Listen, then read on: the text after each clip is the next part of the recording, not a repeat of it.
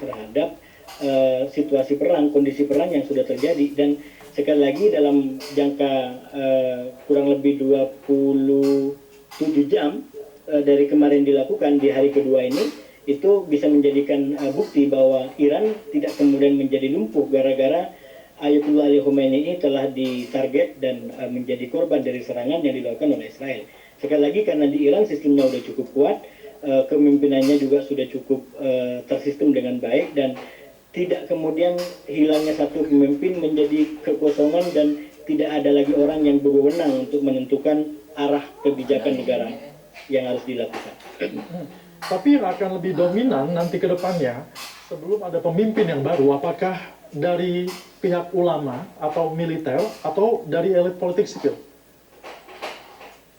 Nah, sebenarnya kalau kembali kepada konstitusi seperti saya sampaikan tadi, ini kan akan dipimpin oleh 3 elemen, yaitu dari elemen presiden, Mas Beseskian, lalu kemudian dari yudikatif atau Mahkamah Agung, dan juga dari Dewan Penjaga Konstitusi yang itu rata-rata dari ahli hukum ataupun pengacara gitu. Dan sekali lagi dengan kepemimpinan ini, maka keputusan-keputusan di Iran ke depan sampai pemilihan kembali Ayatullah Ali Khamenei secara definitif itu akan tetap bisa dilakukan dengan kepemimpinan 3 unsur tadi, Mas.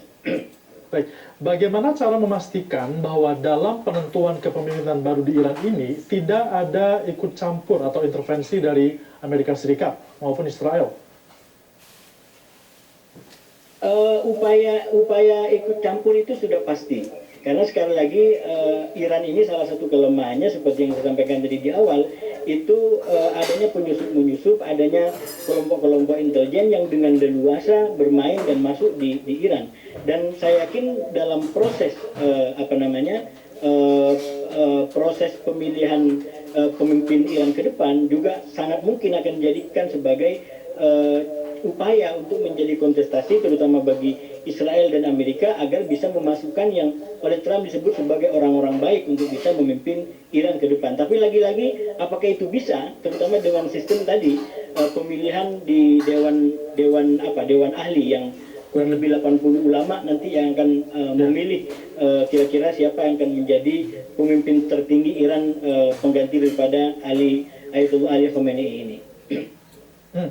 Ulama-ulama ini Anda melihatnya akan tetap solid tidak dalam apa yang sudah diyakini oleh Iran selama ini?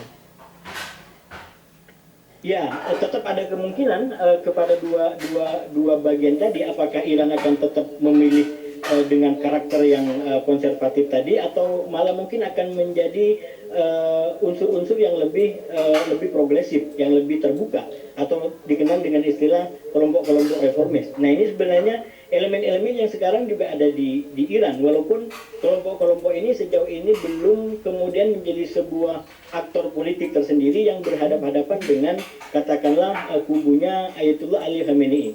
Tapi kalau kita kembali kepada tradisi politik di Iran, memang pertarungan menariknya selalu terjadi di antara kelompok konservatif dan kelompok reformis. Kelompok reformis seperti mantan presiden Iran Khatami misalkan, itu dikenal sebagai tokoh yang cukup terbuka dan lebih diterima oleh negara-negara barat, dan sangat besar kemungkinannya ke depan kontestasi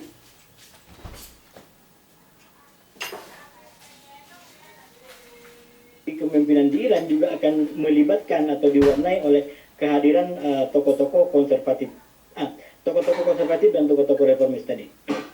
Bang Hasibullah, apa yang harus diambil langkah oleh Iran ataupun Amerika Serikat selama dalam waktu jangka pendek ke depan agar memastikan bahwa regional ini tetap aman dan juga terutama pasokan-pasokan kebutuhan energi ini juga tetap tersalurkan secara global?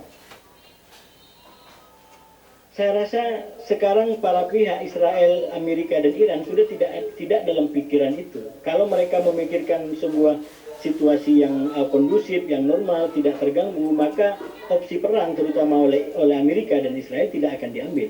Jadi serangan ini diambil berarti memang sudah menyampingkan kepentingan-kepentingan yang bisa merugikan para pihak termasuk Amerika sendiri. Kita lihat bahwa Amerika sekarang sudah mulai menuai apa yang dilakukan di Iran.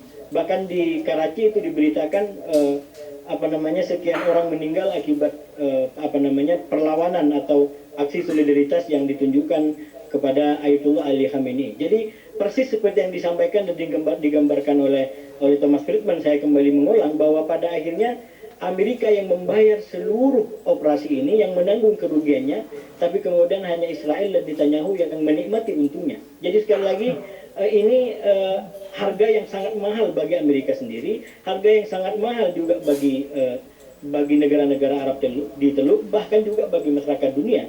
Karena perang seperti ini yang dapat untung hanya Netanyahu dengan segala macam ambisi politiknya, baik dalam konteks Israel secara umum ataupun dalam konteks kepentingan pribadinya secara lebih sempit. Kalau begitu sebenarnya Amerika kenapa ada di sini, Bang? Kalau tidak ada untungnya bagi Amerika? Ya, itu kan sebenarnya dari awal cara bacanya adalah Amerika ini orang yang istilahnya belum betul-betul tega untuk melepaskan Israel. Kita lihat sekali lagi ini basis analisanya adalah panggung depan. Bahwa panggung belakang mereka mungkin memang sudah kompromi, saya nggak tahu. Tapi kalau kembali kepada panggung depan, katakanlah pada pertemuan terakhir Netanyahu dengan Trump, itu bahkan keduanya tidak melakukan kompres bersama. Orang-orang memaknai secara luar bahwa ini terjadi krisis, ini terjadi perbedaan, terutama mengenai kepentingan. Kepentingannya apa? Kalau bagi Iran ini adalah bagi Israel, Iran sekarang menjadi ancaman eksistensial. Tapi Amerika melihat justru masih ada kesempatan untuk upaya diplomasi. Belum lagi kembali kepada retorika yang dibangun oleh Trump. Pada perang 12 hari di bulan Juni, Trump dengan begitu gagah mengatakan bahwa intervensi yang sebentar itu mampu menghancurkan fasilitas nuklir Iran. Dan Iran tidak akan lagi menjadi ancaman. Itu statement disampaikan oleh Trump. Nah, di bulan Desember, di akhir tahun kemarin, ketika Trump mulai membangun retorika bahwa Iran kembali menjadi ancaman, ada wartawan yang nanya, lalu kalau begitu, bagaimana korelasinya dengan yang dikatakan bahwa di bulan Juni sudah tidak ada kemampuan lagi di Iran? Oh, Iran sudah berhasil membangun kembali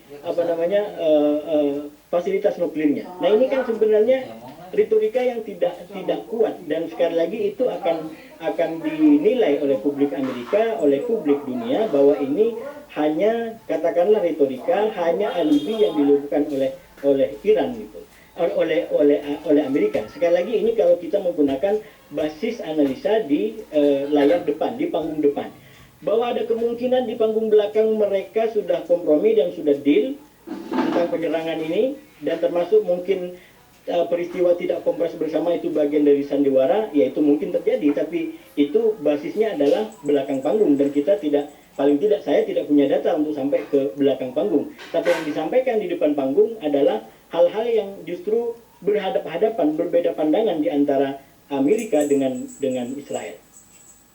Baik, apapun itu kita harapkan agar eskalasi ini tidak berdampak semakin meluas dan jangan sampai ada masyarakat sipil yang kembali menjadi korban. Terima kasih Bang Hasibullah Satrawi, analis Timur Tengah, sudah bergabung bersama kami dalam Breaking News Metro TV. Pemirsa, Amerika Serikat melakukan serangan ke Iran pada Sabtu waktu setempat. Serangan ini terjadi setelah ketegangan antara Amerika Serikat dan Iran terus memanas pada beberapa minggu terakhir. Presiden Amerika Serikat Donald Trump terus mengancam Iran soal pengembangan nuklir di Iran, meskipun pemerintah Iran membantah penggunaan nuklir untuk senjata. Trump mengatakan jika Iran tidak menyetujui kesepakatan, maka Amerika akan melakukan serangan. Meskipun negosiasi terakhir sudah dilakukan pada hari Kamis yang lalu, namun belum ada kata sepakat. Lalu pada hari Sabtu, serangan tiba-tiba dilakukan Israel yang disusul Amerika Serikat ke Iran. Serangan ini semakin memperpanjang konflik Iran, Amerika Serikat, dan Israel yang telah berlangsung puluhan tahun.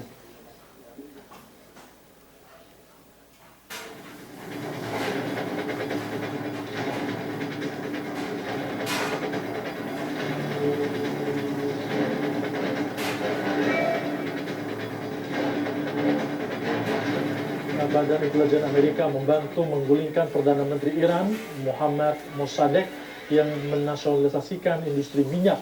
Kudeta ini pun mengembalikan kekuasaan Shah Muhammad Reza Pahlavi yang pro-barat. Dukungan Amerika terhadap Reza Pahlavi menjadi pemicu utama revolusi Iran sebagai Republik Islam di bawah Ayatollah Khamenei dan secara terbuka menentang dominasi Amerika Serikat di Timur Tengah. Kemudian perang Iran-Irak juga menjadi salah satu konflik paling mengerikan di Timur Tengah pada abad ke-20. Iran menghadapi invasi dari Irak di bawah kepemimpinan Saddam Hussein. Ia khawatir revolusi Iran akan menyebar ke Irak. Meski Amerika Serikat tidak terlibat langsung di medan perang, Washington memberikan dukungan intelijen, senjata, dan logistik kepada Irak. Namun di sisi lain, Iran dan Amerika pernah bersahabat selama lebih dari 2 dekade sebelum tahun 1979. Namun persahabatan itu berubah menjadi permusuhan yang panjang hingga hari ini. Pada era 1950-an hingga 1979 atau era Shah Iran, Iran adalah sahabat Amerika.